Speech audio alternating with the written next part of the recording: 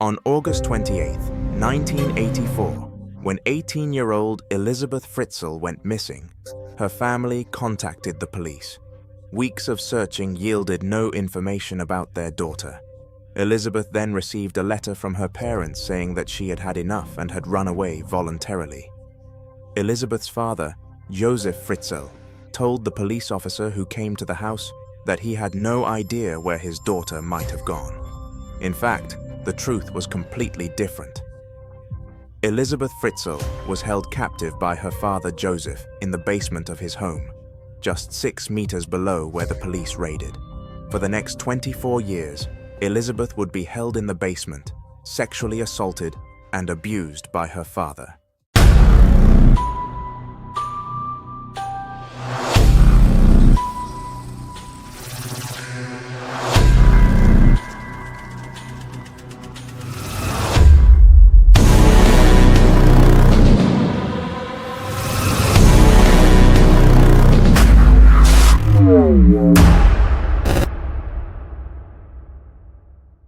Jozef Fritzl was born on April 9, 1935, in a small town in Austria called Amstetten. When he was 4 years old, his father abandoned the family and later died in the Second World War. Often beaten as a child by his mother Maria, Jozef lived a disciplined life with hard and strict rules. This lifestyle would severely influence Jozef's character and make him a tough person later in life. Jozef graduated in electrical engineering at the age of 21 and married his 17-year-old daughter, Rosemary. Jozef and Rosemary had 7 children, 4 girls and 3 boys. Rosemary was exactly the kind of wife Jozef wanted, a quiet and extremely obedient Josephine. Even his frequent vacations to Attaya in Thailand, a city known for its nightlife, and his rape of a nurse in another Austrian city did not affect the marriage. Jozef was sentenced to 18 months in prison for rape, but was released on parole after 12 months. After 10 years, Jozef's conviction was completely erased from police records. Jozef then started earning a high income by renting out property and was well respected among people in his town. On the outside, he was seen as a model family man. In fact, he was a person who caused problems for everyone at home. Everything in the house was arranged according to Jozef's wishes. Jozef, who could not tolerate any opposition to the rule he laid down, was a father who abused his wife and children and often beat them. Children grew up in an environment where they were rarely allowed to go out or invite friends over. Older girls could save their lives, either by getting married or by running away with the first boy they met. Jozef's sons went to other cities to study. For them, staying in that house was like living in hell. 1960. Elisabeth Fritzl, who was born on April 6th of the 6th year and was the 4th child of the family, was a quiet and shy girl. Among the children, Elisabeth, who was the most subjected to spiritual and physical violence by her father, had to run away from home several times.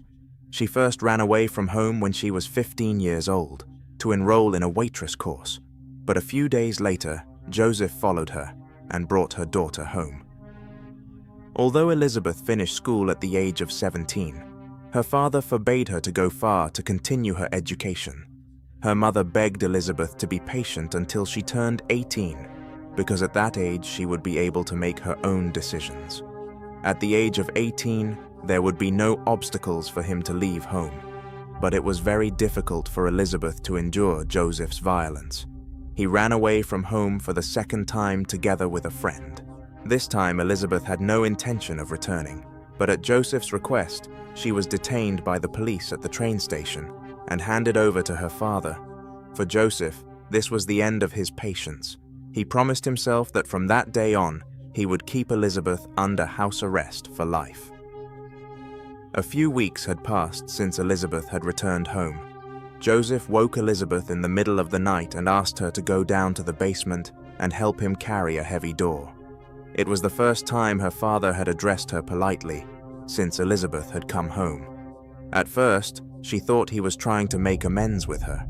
Elisabeth went down to the basement as she was told and helped her father carry the door. After a while, however, Jozef held a towel soaked in chlorine forum to Elisabeth's nose and put her to sleep. Elisabeth woke up in a dark room with her hands handcuffed to a metal pole. She screamed for help until her voice was hoarse, but it was all in vain.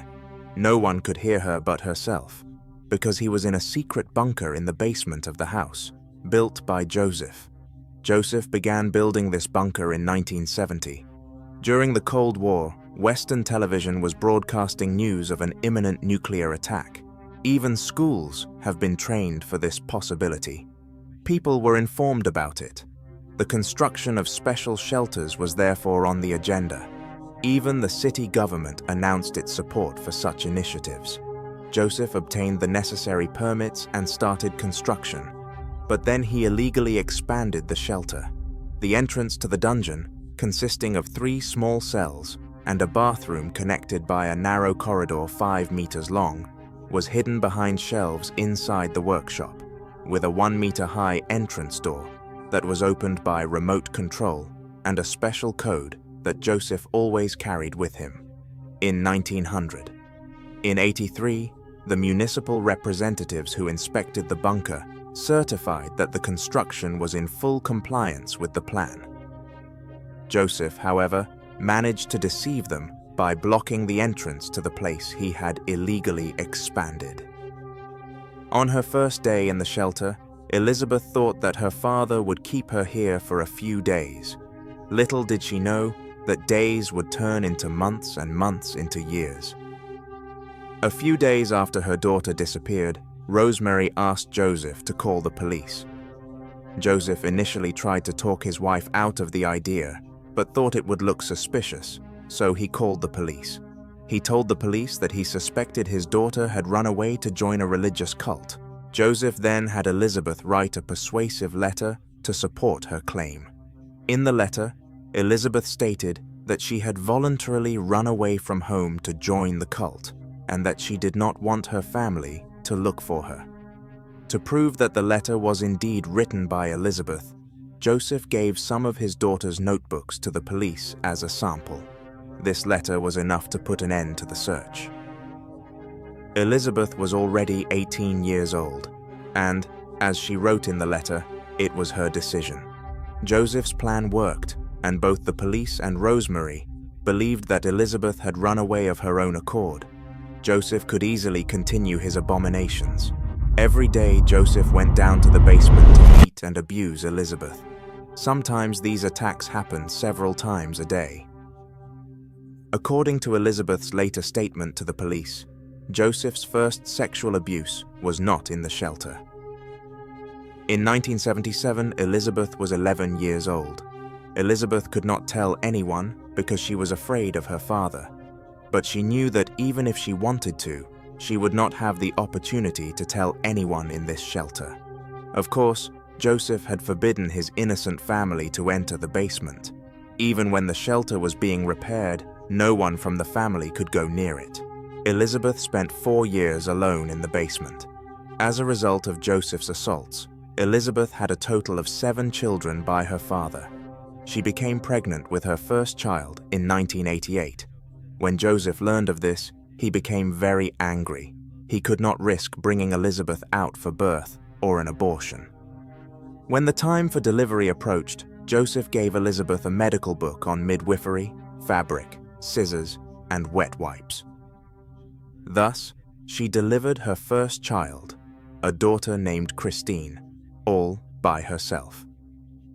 In 1990, she gave birth to a son named Stefan, and 2 years later, another daughter named Lisa was born. Lisa was born with a heart condition, causing her frequent pain and crying. Jozef was very worried that his family at home would hear the child's cries. To prevent this, he decided to remove the child somehow. He had Elisabeth write another letter in which she claimed that the religious sect she had joined did not accept children, and so she was entrusting her child to her family. Jozef placed the letter and Lisa in a cardboard box and left them at their doorstep. His plan worked flawlessly once again. Rosemary and the police believed another lie. Jozef and Rosemary applied to the institutions and adopted Lisa. In the following years, despite these hardships, Elisabeth even taught her children to read and write. In 1994, she gave birth to another daughter named Monica. Jozef pretended to abandon her in the same manner, leaving her in a pram at their door. When Rosemarie found the child at the door, a phone call came. The voice was a recording of Elisabeth, made in advance by Jozef, declaring that the child was indeed hers. Thus, Jozef and Rosemarie adopted Monica as well. In 1996, Elisabeth gave birth to twins named Michael and Alexander. However, 3 days after birth, Michael passed away due to lack of oxygen. The body posed a serious issue for Jozef. To dispose of Michael's lifeless body, he threw it into the furnace and burned it. Later, fearing that Alexander might also die, he took him in, as he had with the other children. Throughout these years, Elisabeth did not attempt to escape. Jozef had convinced her and the children that if they tried to open the doors, they would be electrocuted and the rooms would fill with poisonous gas. By December 2002, Elisabeth had been held captive for 18 years. Christine, who stayed with him, was 14 years old, and Stefan was 12 years old. At least Elisabeth wasn't worried about her other 3 children. Unlike Christine and Stefan, the adopted children lived their lives as normal children. Elisabeth gave birth to another boy named Felix. She and her 3 children spent another 6 years in the shelter until Christine passed out in 2008. Before falling into a coma, Elisabeth begged her father to take 19-year-old Christine to the hospital. Although Jozef objected at first, he agreed to Elisabeth's request, fearing that Christine would die. Doctors were surprised by the symptoms of Christine, who was brought to the hospital. She was severely deficient in vitamin D. Christine had lost half of her teeth, and her hair was falling out excessively. Christine's condition was deteriorating. She was diagnosed with organ failure and placed on a ventilator. Doctors could not find any information about the girl's medical history. Jozef, who introduced himself as Christine's grandfather, was asked to bring Christine's mother to the hospital to learn about her medical history. Jozef again repeated the legend of Elisabeth's religious sect. However, Christine's condition began to seem very suspicious to Dr. Albert Ryder.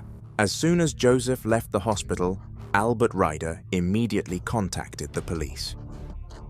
In the following days, there were calls on TV programs for Elisabeth to return for her daughter.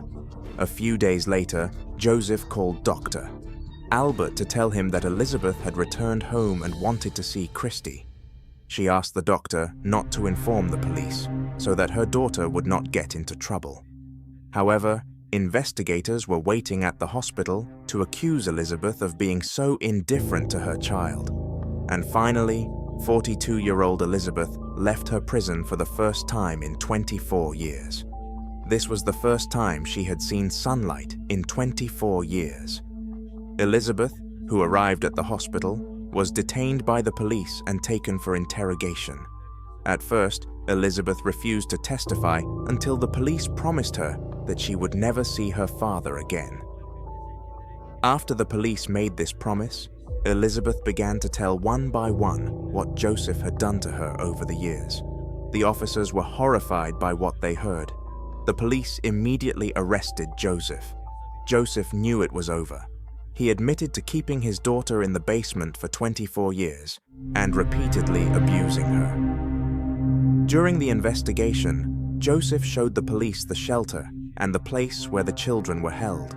Thus, Stephen and Felix were also removed from the shelter. The police conducted an extensive investigation at the shelter for a long time. It turned out that Jozef had expanded a certain part of the shelter as the number of children increased. One is truly horrified to think that Elisabeth and the children stayed here for so many years. Several more letters that Jozef forced Elisabeth to write were found in the shelter. Looking at some of the letters, it became clear that Jozef was already planning to get Elisabeth out of there. In one of the letters, Elisabeth wrote that she would soon return home with her children. It seems that Christie's illness prevented this plan of Joseph. Researchers attributed Joseph's decision to the fact that Elisabeth was tired of him because she was getting old. DNA testing confirmed that the children were from Joseph.